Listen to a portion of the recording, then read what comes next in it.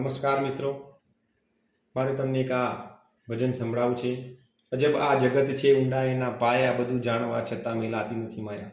આ સંસારની અંદર તમે ને હું આપણા નજીકના વ્યક્તિઓ સાથે ઋણાનુબંધ સંબંધથી જોડાયેલા છીએ।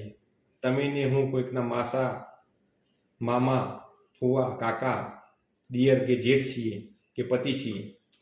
આ સંસારમાં આપણે દરેક વ્યક્તિ સાથે આપણા નજીકના આ સંબંધથી જોડાયેલા છીએ। આ ભજન ખૂબ સુંદર છે, એની તમને હું 4-5 કડીઓ સંભળાવું।